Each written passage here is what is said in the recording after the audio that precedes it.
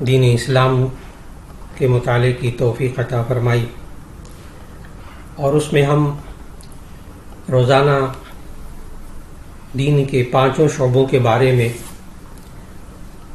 مطالعہ کرتے ہیں اور سیکھتے ہیں۔ اللہ رب العزت نے ہمیں سب سے پہلے اور سب بڑی اہمیت کے ساتھ جس بات کی تلقین فرمائی ہے، حکم فرمایا ہے، وہ ایمانیات ہیں، اور ایمانیات کے اندر ہمیں سب سے اہم ترین بات یہ ذہن میں رکھنی ہے کہ اللہ رب العزت نے ہمیں جب کلمہ طیبہ پڑھنے کا حکم دیا اور اس میں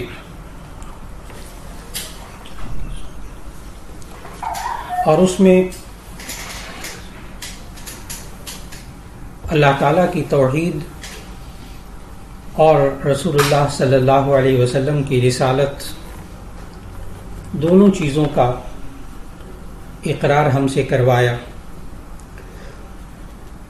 اب اللہ اور اس کے رسول صلی اللہ علیہ وسلم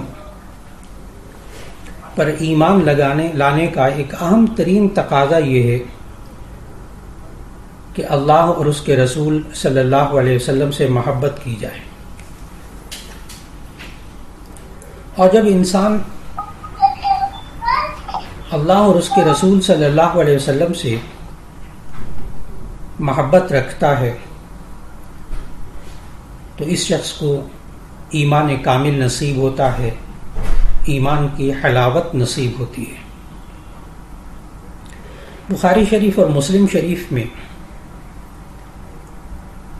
حضرت انس رضی اللہ تعالیٰ عنہ سے ایک روایت ہے کہ رسول اللہ صلی اللہ علیہ وسلم نے فرمایا، 3 چیزیں ایسی ہیں کہ اگر وہ کسی شخص میں ہوں تو اس شخص کو ایمان کی حلاوت نصیب ہوگی، ایمان کی مٹھاس نصیب ہوگی۔ ایمان کا بھی ایک ذائقہ، ایمان کا بھی ایک مزہ ہے جو ہمیں نبی صلی اللہ علیہ وسلم نے سکھایا۔ فرمایا کہ 3 چیزیں ایسی ہیں کہ جس شخص میں ہو اس کو ان کی وجہ سے ایمان کی حلاوت، ذائقہ، مٹھاس ایک نصیب ہوگی۔ نمبر 1، ایک وہ شخص جس کے نزدیک اللہ اور اس کے رسول صلی اللہ علیہ وسلم کے نزدیک اللہ اور اس کے رسول صلی اللہ علیہ وسلم کی محبت اس سب سے زیادہ اسے ان دونوں سے محبت ہو، اللہ اور اس کے رسول صلی اللہ علیہ وسلم سے۔ جتنی محبت اس کو اللہ اور اس کے رسول صلی اللہ علیہ وسلم سے ہے اتنی کسی سے نہ ہو۔ اور ایک وہ شخص جس کو کسی بندے سے محبت ہو تو محض اللہ کے لیے، صرف اللہ کے لیے محبت ہو، یعنی کسی دنیاوی غرض کی وجہ سے محبت نہ ہو۔ نمبر 3، وہ شخص جس کو اللہ تعالیٰ نے کفر سے بچا لیا ہو، جس سے، یعنی کفر کس کو کہتے ہیں کہ ہم نے جب پڑھا کہ ایمان 5 چیزوں پر یقین رکھنے کا نام ہے۔ اللہ پر ایمان، فرشتوں پر ایمان، کتابوں پر ایمان، رسولوں پر ایمان، آخرت پر ایمان۔ تو اب ان میں سے کسی کا بھی انکار کرنا یہ کفر کہلاتا ہے۔ تو جب اللہ تعالیٰ نے ان 5 چیزوں پر ایمان لانے کی توفیق دی اور کفر لانے سے، کفر پر عمل کرنے سے، کفر پر یقین رکھنے سے اللہ نے ہمیں بچا لیا، نبی صلی اللہ علیہ وسلم نے فرمایا کہ جب اللہ نے اس کو کفر سے بچا لیا تو اب اس کے بعد وہ کفر کی طرف آنے کو اس قدر ناپسند کرتا ہو جیسے آگ میں ڈالے جانے کو ناپسند کرتا ہو۔ یہ بخاری شریف اور مسلم شریف کی روایت ہے۔ تو معلوم ہوا کہ اگر 3 باتیں کسی انسان کے اندر ہوں تو ایسی صورت میں اسے محبت نصیب ہو جاتی ہے۔ تو میں یہ عرض کر رہا تھا کہ اللہ اور اس کے رسول صلی اللہ علیہ وسلم، آج کے ہمارے درس میں رسول اللہ صلی اللہ علیہ وسلم اور اللہ تعالیٰ سے محبت اس کا ایک تقاضا یہ ہوتا ہے کہ انسان سب سے زیادہ محبت صرف اللہ اور اس کے رسول صلی اللہ علیہ وسلم سے کرے.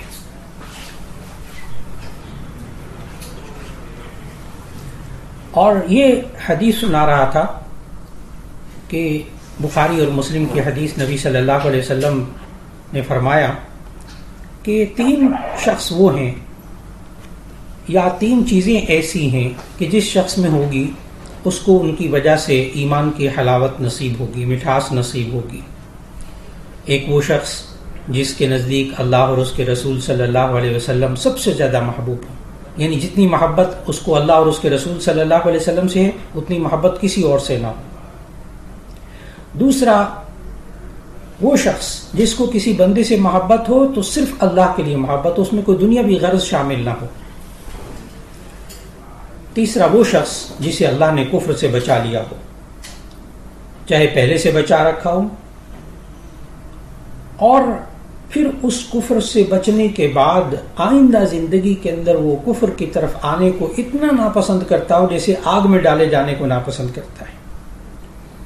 یہ کفر کیا چیز ہے، اس کو یہی سمجھ لینا چاہیے کہ جب ہم نے ایمان کو سمجھا کہ ایمان کہتے ہیں 5 چیزوں پر یقین رکھنا: اللہ پر ایمان، اس کے فرشتوں پر ایمان، کتابوں پر ایمان، رسولوں پر ایمان، آخرت پر ایمان. تو ایسی صورت میں جب ان 5 چیزوں پر پختہ یقین رکھنے کا نام ایمان ہے تو پھر ان میں سے کسی ایک کا انکار کرنا یہ کفر ہے. کفر کا لفظی مطلب یہی ہوتا ہے، انکار کرنا، نہ ماننا. اب اگر کوئی شخص یہ کہنا شروع کرے میں ٹھیک ہے جی اللہ پر بھی ایمان رکھتا ہوں، رسول صلی اللہ علیہ وسلم پر ایمان رکھتا ہوں، لیکن فرشتوں کو میں نہیں مانتا، وہ شخص کافر کہلائے گا. یا وہ شخص جو ہے وہ کہتا ہے میں سب باتوں پر ایمان رکھتا ہوں لیکن یہ مرنے کے بعد جو زندگی ہے نا، جنت و جہنم، ہے اس کو نہیں مانتا، میں نے نہیں دیکھا ہوا اس کو. تو ایسی صورت میں یہ شخص مومن نہیں ہوگا. اور پھر اس کے بعد ہمیں یہ ذہن میں رکھنا چاہیے کہ مومن اور مسلم کے اندر بس اوقات بہت سے لوگ یہ سوال کرتے ہیں کہ مومن اور مسلم میں کیا فرق ہوتا ہے. تو ذہن میں رکھنا چاہیے کہ مومن اور مسلم عام طور پر قرآن مجید کے جتنے بھی آپ ترجمے تفاسیر اٹھا کر دیکھیں گے تو ہر جگہ آپ کو جہاں کہیں لفظ مومن آئے گا اس کا ترجمہ مسلم مل جاتا ہے، کوئی مسلم لفظ آتا ہے اس کی جگہ مومن ہے. تو عام طور پر مومن اور مسلم جو ہیں وہ ایک ہی معنی میں لیے جاتے ہیں. لیکن قرآن مجید کی ایک آیت ہے کہ جس میں جا کر انسان کو بہرحال ایمان اور اسلام میں فرق کرنا ہوگا، مومن اور مسلم میں فرق کرنا ہوگا. جیسے اللہ تعالیٰ نے ارشاد فرمایا قالت الاعراب آمنا قل لم تؤمنوا ولكن قولوا اسلمنا، کہ ان بدوؤں ان دیہاتیوں نے کہا کہ ہم ایمان لائے. ان بدوؤں دیہاتیوں نے کہا ہم ایمان لائے. قالت الاعراب آمنا قل لم تؤمنوا، آپ کہہ دیجئے کہ آپ ایمان نہیں لائے، ولكن قولوا اسلمنا، لیکن آپ کہیں کہ ہم اسلام لائے.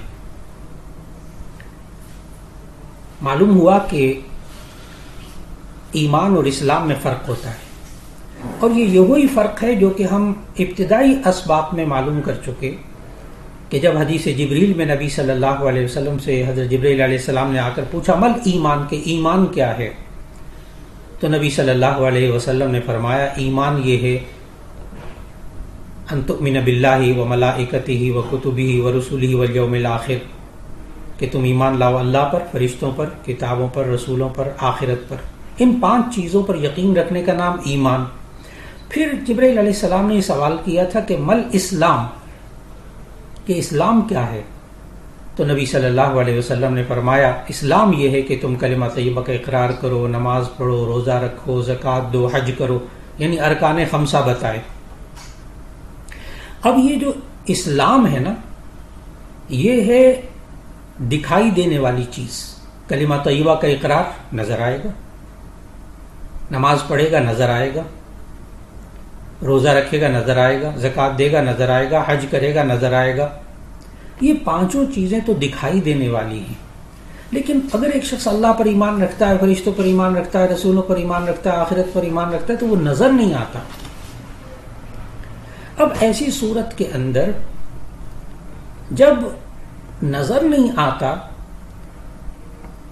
تو ایسا کام کرنا پڑے گا آپ کو کہ نظر آئے. چنانچہ اسی وجہ سے جب وہ دیہاتیوں نے کہا کہ قالت الاعراب آمنا، ان دیہاتیوں نے کہا ہم ایمان لائے، تو ایمان تو نظر نہیں آتا، تو فرمایا ولکن قولوا اسلمنا، لیکن تو آپ کہیے کہ آپ کہو کہ ہم اسلام لائے. اب وہ عمل کرنے پڑیں گے. اس لیے ایمان ان 5 چیزوں پر یقین رکھنے کا نام، اور اسلام ان 5 باتوں پر عمل کرنے کا نام. یہ فرق ہو گیا. اب ایمان لانے والے کو مؤمن کہتے ہیں اور اسلام لانے والے کو مسلم کہتے ہیں. اب مؤمن اور مسلم دونوں میں فرق ہو گیا. تو عام طور پر مؤمن اور مسلم میں ترجمہ تفسیر پڑھتے وقت، دینی کتابیں پڑھتے وقت کوئی فرق نہیں کیا جاتا. مؤمن کو مسلم کہہ دیتے ہیں، مسلم کو مؤمن کہہ دیتے ہیں.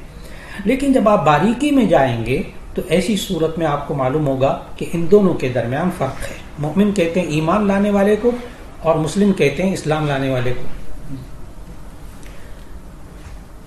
یہ آج ایمانیات کے شعبے سے بات چیت تھی. اور اب عبادات سے متعلق الحمدللہ ہم نے جسمانی پاکیزگی کے بارے میں پڑھا، اور ہمیں معلوم ہوا کہ جسمانی پاکیزگی یہ ہم حاصل کرتے ہیں جسے طہارت کہتے ہیں. اور اس میں ہم نے وضو کے بارے میں ہم نے پڑھا کہ وضو کے اندر کل 4 فرض ہیں. اور ہم نے سورہ مائدہ کی آیت نمبر 6 کے حوالے سے پڑھا کہ اللہ تعالیٰ نے اس میں ہمیں 4 فرض وضو کے بتائے. آیت نمبر 6 میں کہ وضو کے 4 فرض ہیں. نمبر 1 چہرے کا دھونا، نمبر 2 دونوں ہاتھوں کو کونیوں سمیت دھونا، نمبر 3 سر کے 1/4 حصے کا مسح کرنا، نمبر 4 دونوں پاؤں ٹخنوں سمیت دھونا. اب یہ وضو کے 4 فرض ہیں، اور وضو کے ان 4 فرائض میں جو اہم بات ذہن میں رکھنے والی وہ یہ کہ یہ سب ایک مرتبہ ہیں. ایک مرتبہ چہرے کا دھونا، ایک مرتبہ ہاتھوں کا دھونا، ایک مرتبہ سر کے 1/4 حصے کا مسح کرنا، ایک مرتبہ دونوں پاؤں ٹخنوں سمیت دھونا. اور یہ اس لیے بھی ضروری ہے ذہن میں رکھنا کہ اگر بالفرض کوئی سنت رہ جائے، اس کے علاوہ باقی جتنے کام ہیں وضو کے اندر وہ سارے سنت ہیں. ابھی انشاءاللہ اس کی سنتوں کے بارے میں بات ہوگی. پھر اس کے بعد وضو کا مکمل طریقہ قرآن و سنت کی روشنی میں عرض کروں گا. تو وضو کے 4 فرض اس لیے اہم ہے ذہن میں رکھنا کہ اگر ان میں سے کوئی ایک چھوٹ گیا تو وضو نہیں ہوگا، نماز نہیں ہوگی.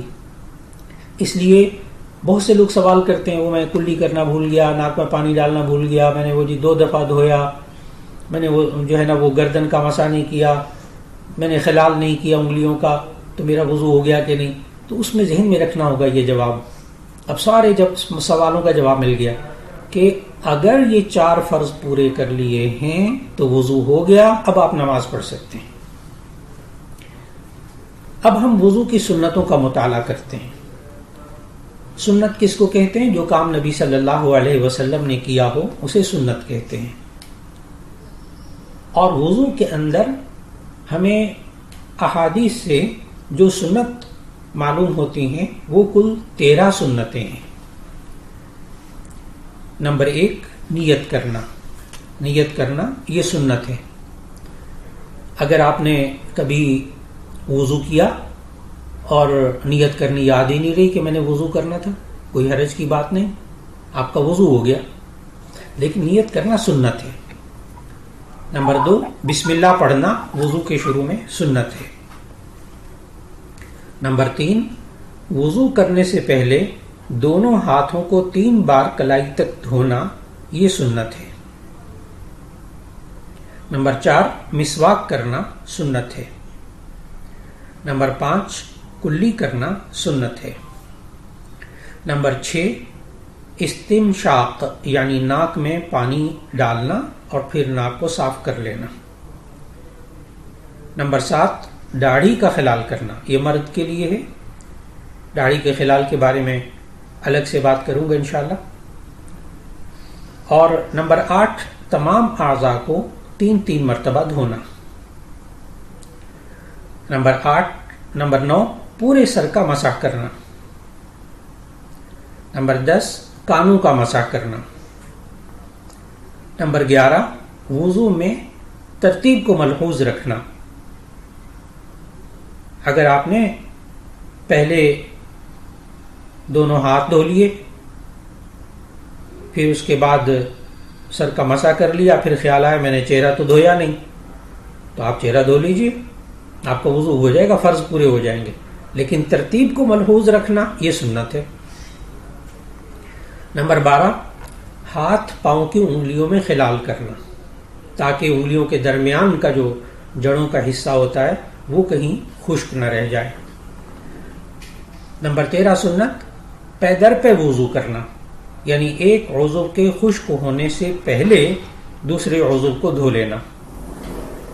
ایک عضو کے خشک ہونے سے پہلے دوسرے عضو کو دھو لینا، اس کو کہتے ہیں پے در پہ وضو کرنا.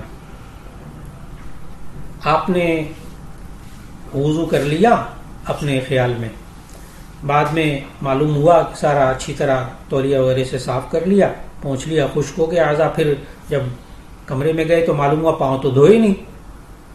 تو اب آپ آ کر اگر پاؤں دھو لیں، صرف پاؤں دھو لیں، تو آپ کا وضو ہو جائے گا. اس لیے کہ آپ نے ترتیب پے در پہ نہیں دھویا، ایک عضو کے خشک ہونے سے پہلے دوسرا ہو، لیکن آپ کے 4 جو فرض تھے وہ پورے ہو گئے. تو اس لیے وضو کی سنتوں کا بھی خیال رکھیے. لیکن اگر بالفرض کوئی سنت چھوٹ جائے تو ایسی صورت میں ذہن میں رکھنا ہوگا کہ آپ کے الحمدللہ جو وضو ہے وہ آپ کا مکمل ہو گیا. اب ہم وضو کا مکمل طریقہ ان تمام فرائض اور سنتوں پر عمل کرتے ہوئے ہم اس طریقے سے وضو کریں کہ سنتیں بھی سب اس پر بھی عمل ہو جائے اور جو فرائض ہیں اس پر بھی عمل ہو جائے. تو وضو کرنے کا طریقہ مکمل کیا ہوا کہ وضو کرنے والے کو چاہیے کہ وضو سے پہلے نیت کرے کہ میں نماز کے لیے وضو کر رہا ہوں. وضو کرتے وقت بسم اللہ پڑھ لیں، پھر پہلے دونوں ہاتھ پونچھوں تک گھٹ تک دھو لیں، پھر مسواک کریں، اگر مسواک نہ ہو تو انگلی دانتوں پر مل لیں، پھر 3 بار کلی کریں اس طرح کہ پورے منہ میں پانی گھوم جائے، پھر 3 بار ناک میں پانی ڈالیں، دائیں ہاتھ سے ناک میں پانی ڈالیں اور بائیں ہاتھ سے ناک صاف کر لیں، پھر اس کے بعد 3 مرتبہ منہ دھوئیں، پیشانی کے بالوں سے لے کے ٹھوڑی کے نیچے تک اور ایک کان کی لو سے دوسرے کان کی لو تک. اور اگر مرد ہیں تو داڑھی کا خلال کر لیں. اور داڑھی کے خلال اور کرنا اور صرف داڑھی کے ظاہری بالوں کو دھونا یہ ابھی بعد میں بات ہوگی، ابھی پہلے صرف ہم وضو کی طرف متوجہ رہتے ہیں. پھر 3 بار دایاں ہاتھ کونی سمیت دھوئیں، پھر بایاں ہاتھ کونی سمیت دھوئیں 3 مرتبہ، اور ایک ہاتھ کی انگلیوں کو دوسرے ہاتھ کی انگلیوں میں ڈال کر خلال کر لیں تاکہ وہ جو انگلیوں کی جڑیں ہیں وہ خشک نہ رہ جائیں. اور یہاں یہ بتاتا چلوں کہ اگر خاتون ہو وضو کرنے والی اور اس نے چوڑیاں پہنی ہوں یا انگوٹھی پہنی ہوں تو اسے ہلا لینا چاہیے. عام طور پر انگوٹھی ٹائٹ ہوتی ہے تو اس کے نیچے پانی نہیں پہنچ پاتا، اس کو ہلکا سا ہلا لیا جائے تاکہ پانی اس کے نیچے پہنچ جائے. پھر اس کے بعد سارے سر کا مسح کر لیجئے، اس کے ساتھ دونوں کانوں کا بھی مسح کر لیں کہ کان کے اندر شہادت والی انگلی سے اور کانوں کے اوپر انگوٹھے سے مسح کر لیں. پھر انگلیوں کی پشت کی طرف سے گردن کا مسح کر لیں. گردن کہتے ہیں وہ جو پچھلا حصہ ہے اسے گردن کہتے ہیں، لیکن یہ کہ جو اگلا حصہ ہوتا ہے نا اس کو گلا کہتے ہیں. گلے کا مسح نہیں کرنا چاہیے، یہ ممنوع ہے. اور کانوں کے مسح کے لیے نیا پانی لینا ضروری نہیں، بس جو آپ کے ہاتھوں میں لگا ہوا ہے یہ آپ نے مسح کر لیا۔ پھر دایاں پاؤں ٹخنے سمیت 3 بار دھوئیں، پھر بایاں پاؤں 3 بار ٹخنے سمیت دھوئیں، اور ہاتھ کی جو چھوٹی انگلی ہے جسے خنصر کہتے ہیں، چھوٹی انگلی سب سے، اس سے بائیں ہاتھ کی چھوٹی انگلی سے پیروں کی انگلیوں کا خلال کرنا شروع کریں، اور داہنے پیر کی دائیں انگلی سے شروع کریں اور بائیں پاؤں کی چھوٹی انگلی پر جا کر ختم کر دیں۔ تو یہ وضو کا مسنون طریقہ اب آپ نے یقین رکھ لیا کہ الحمدللہ سنت کے مطابق مکمل اللہ تعالیٰ نے وضو کرنے کی توفیق عطا فرما دی۔ یہ آج ہمارے عبادات کے اندر ہم نے وضو کی سنتیں ان کا مطالعہ کیا، اور پھر اس کے ساتھ ساتھ یہ کہ وضو کا مسنون طریقہ مکمل جس میں ساری سنتیں آ جائیں وہ سارا الحمدللہ اس کا بھی مطالعہ کرنے کی اللہ تعالیٰ نے توفیق دی۔ اس کے بعد تیسرا شعبہ معاملات کا ہے۔ معاملات کے شعبے میں ہم نے ماں باپ کی جو ادب و احترام اور تعظیم نبی صلی اللہ علیہ وسلم نے سمجھائی تھی اس کا ہم نے مطالعہ کیا۔ ان احادیث کے بعد اب 2 رخ ہیں بات کے۔ دیکھیے، معاملات ایک دوسرے کے حقوق اور فرائض کو ادا کرنا۔ اب ایسی صورت میں والد کے حقوق الگ ہیں، اولاد کے حقوق الگ ہیں۔ اب ہم ان دونوں کو الگ الگ رکھ کر مطالعہ کریں گے تو اس سے بات بہت واضح ہو جائے گی۔ سب سے پہلے ہم والدین کے حقوق، یعنی جو بچوں کے فرائض، اولاد کے فرائض ہیں، ان کے بارے میں بات کریں گے۔ جب یوں کہا جائے کہ اپنے معاملات کو درست کر لیں، یعنی اپنے ماں باپ کے ساتھ اپنے معاملات کو درست کر لیں، تو وہ کیسے کریں؟ اس میں نمبر 1 عزت و احترام۔ سب سے پہلا فرض اولاد کا یہ ہے کہ وہ والدین کا احترام کرے، اور پھر احترام میں وہ بات کا ماننا۔ نمبر 2 اطاعت اور فرما برداری۔ اولاد کا دوسرا فرض یہ ہے کہ اپنے والدین کے احکام پر عمل کریں، ان کی بات مانیں۔ کہاں تک بات ماننی چاہیے اس پر گزشتہ درس میں بات ہو چکی ہے کہ جب تک وہ اللہ اور اس کے رسول صلی اللہ علیہ وسلم کی نافرمانی کا حکم دیں تو وہاں رک جانا ہے، یعنی گناہ کا حکم دیں تو وہ رک جانا ہے، ورنہ ماں باپ کی بات کو ماننا فرض ہے، اولاد کے ذمہ ہے۔ تیسرا فرض اولاد کا وہ ہے حسن سلوک، ماں باپ سے اچھا سلوک کرنا۔ نمبر 4 اولاد کا یہ فرض ہے کہ وہ اپنے والدین سے محبت اور شفقت کا اظہار کرے، خاص طور پر جب ماں باپ بوڑھے ہو جائیں۔ اور نمبر 5 ماں باپ کی مالی اور جسمانی خدمت کرنا، یہ بھی ماں باپ کا حق ہے، اولاد کا فرض ہے۔ سورہ بقرہ کی آیت نمبر 215 میں اللہ تعالیٰ نے فرمایا قُلْ مَا أَنفَقْتُم مِّن خَيْرٍ فَلِلْوَالِدَيْنِ وَالْأَقْرَبِينَ، کہ جو تم مال خرچ کرو وہ والدین اور قریبی رشتہ داروں کا حق ہے۔ نمبر 6 اولاد کا یہ فرض ہے کہ اپنے ماں باپ کی ناراضگی سے بچے۔ نمبر 7 والدین کے رشتہ داروں سے اچھا سلوک کرے۔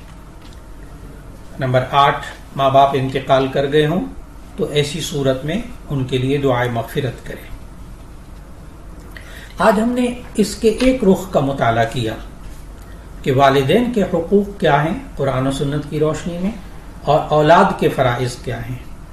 پھر ہمیں وہ بات سمجھ میں آئے گی جب یہ کہا جاتا ہے کہ اپنے ماں باپ سے آپ اپنے معاملات درست کریں، تو عام طور پر نوجوان بچوں کو بھی، پڑھے لکھے بچے ہوتے ہیں، ان کو بھی نہیں معلوم ہوتا کہ یہ کیا کہہ رہے ہیں۔ تو میں نے عرض کیا کہ آپ کے سامنے یہ جو آج 8 پوائنٹ آئے، کہ ان 8 نقطے ہیں کہ جن پر عمل کرنا ضروری ہے کہ یہ اولاد کے فرائض ہیں، ماں باپ کے حقوق ہیں۔ آئندہ درس میں انشاءاللہ العزیز ہم اولاد کے حقوق یعنی والدین کے فرائض ان کے بارے میں انشاءاللہ بات کر سکیں گے۔ یہ ہمارا تیسرا شعبہ تھا اور معاملات کا، اور اب چوتھا شعبہ معاشرت کا۔ معاشرت، آپس میں رہنا سہنا، اس کے آداب جو نبی صلی اللہ علیہ وسلم نے سکھائے۔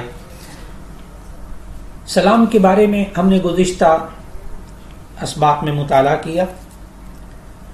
آج مصافحہ، معانقہ اور اپنے بزرگوں کا ہاتھ چومنا، دست بوسی، اس کے بارے میں بات ہوگی۔ مصافحہ کہتے ہیں ہاتھ ملانا، معانقہ کہتے ہیں گلے ملنا، اور دست بوسی یعنی ہاتھوں کو چوم لینا۔ حضرت انس رضی اللہ تعالیٰ عنہ سے جامع ترمذی میں روایت ہے کہ ایک شخص کو میں نے سنا، وہ نبی صلی اللہ علیہ وسلم سے پوچھ رہا تھا کہ آدمی جب اپنے بھائی یا دوست سے ملاقات کرے تو کیا اس کے سامنے جھک جائے؟ آپ صلی اللہ علیہ وسلم نے فرمایا نہیں۔ اس نے پوچھا کیا اس کے ساتھ معانقہ اور اس کو بوسہ دے؟ آپ نے فرمایا نہیں۔ اس نے کیا اس کا ہاتھ اپنے ہاتھ میں لے لے اور اس کے ساتھ مصافحہ کرے؟ آپ صلی اللہ علیہ وسلم نے فرمایا ہاں۔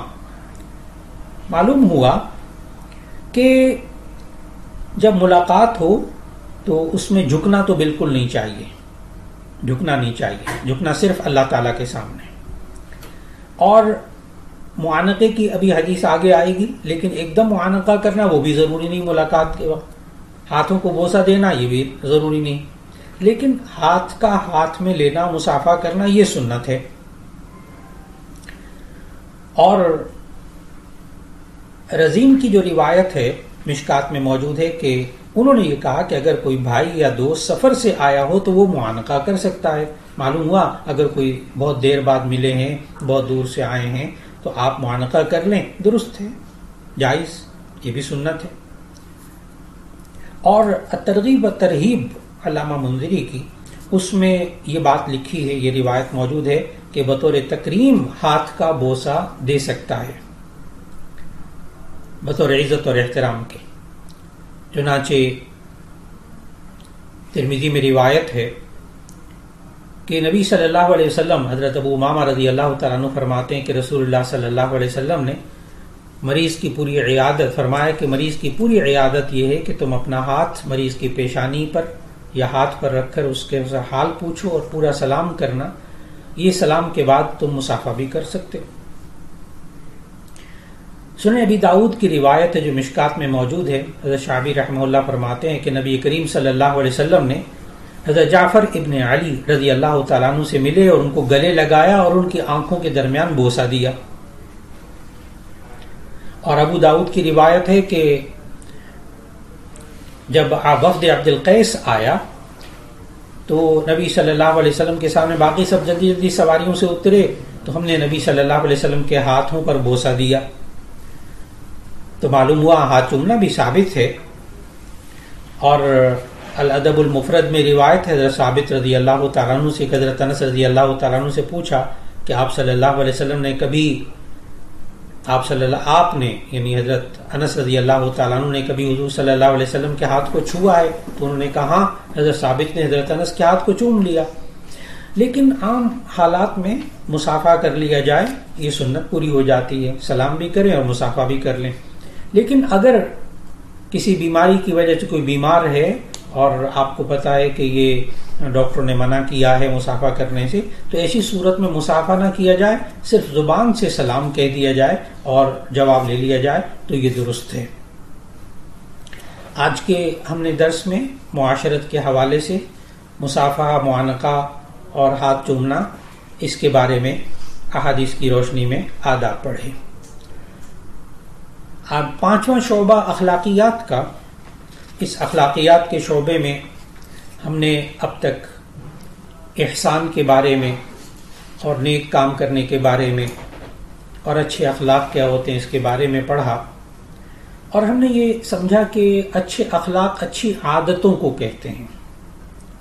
ان اچھی عادتوں میں سے آج جس عادت کا تذکرہ مقصود ہے وہ ہے توکل اور رضا بالقضاء، اللہ کے فیصلوں پر راضی ہونا، توکل کرنا، بھروسہ کرنا۔ توکل کا لفظی مطلب بھروسہ کرنا، اور توکل کی تعریف یہ ہے کہ انسان اسباب کو اختیار کر کے نتائج اللہ پر چھوڑ دے۔ نتیجوں بسا اوقات ایسا ہوتا ہے کہ ہم اسباب اختیار کر لیتے ہیں اور پھر ان اسباب پر یقین کر لیتے ہیں، یہ غلط بات ہے۔ اسباب اختیار کیے جائیں اور ان کا نتیجہ اللہ پر چھوڑ دیا جائے، یہ توکل ہے۔ جیسے نبی صلی اللہ علیہ وسلم کے پاس ایک صحابی آئے، اور جب آئے تو نبی صلی اللہ علیہ وسلم نے پوچھا کہ کس پر آئے ہیں، تو انہوں نے بتایا کہ اونٹ پر آیا ہوں۔ نبی صلی اللہ علیہ وسلم نے پوچھا کیا اونٹ کو باندھ آئے ہیں؟ تو ان صحابی نے کہا نہیں جی یا رسول اللہ پر توکل کر کے کھلا چھوڑ آئے ہوں۔ تو نبی صلی اللہ علیہ وسلم نے ان کو سمجھایا کہ جائیے پہلے اونٹ کو باندھیے پھر اللہ پہ توکل کریں۔ معلوم ہوا اسباب اختیار کریں پھر اللہ پہ توکل کر لیں، بھروسہ کر لیں۔ اور یہ کہنا کہ بعض بزرگوں کے واقعات میں یہ بات موجود ہے وہ اسباب کو اختیار نہیں کرتے تھے، وہ اللہ پہ توکل کرتے تھے، تو وہ واقعات بزرگوں کے بالکل درست ہیں۔ اصل میں وہاں ان بزرگوں کی نظر اسباب پر ہوتی ہی نہیں ہے۔ ہمارا معاملہ اور ہے، ہمارا معاملہ تو یہ ہے کہ اگر اسباب کو اختیار نہیں کرتے، کہتے بس یہ ہم اللہ پر توکل کرتے، بعد میں حالات ٹیڑے میڑے ہو جاتے ہیں تو بہت اللہ سے شکوہ کرتے۔ وہ بزرگوں کے جو واقعات میں باتیں ہیں وہ بالکل درست ہیں، لیکن عام عوام کا جو کام ہے وہ یہ ہے کہ وہ اسباب اختیار کریں اور پھر اللہ پر بھروسہ کریں، پھر جو نتیجہ اللہ تعالیٰ پیدا فرما دے اس پر راضی ہو جائے۔ اس کو کہتے ہیں رضا بالقضاء، کہ اللہ نے جو فیصلہ کر دیا۔ اب بندہ سست پڑا رہے، دوائی بھی نہ کھائے، پرہیز بھی نہ کرے، غفلت سے بھی کام لے، پھر جب ہو جائے کوئی تکلیف آ جائے یا حالات ایسے ہو جائیں تو پھر کہ جی بس جی اللہ جو اللہ نے فیصلہ کیا وہ ہم تو راضی ہیں، اللہ کی رضا پہ، اللہ کے جو فیصلہ کر دیا ہم راضی ہیں۔ تو یہ ہمیں دین نے نہیں سکھایا۔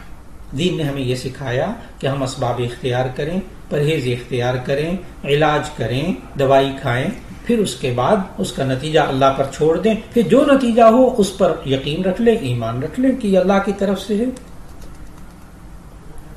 نبی صلی اللہ علیہ وسلم نے ہمیں یہی سمجھایا، اللہ تعالیٰ نے ہمیں قرآن مجید میں بھی یہی سمجھایا۔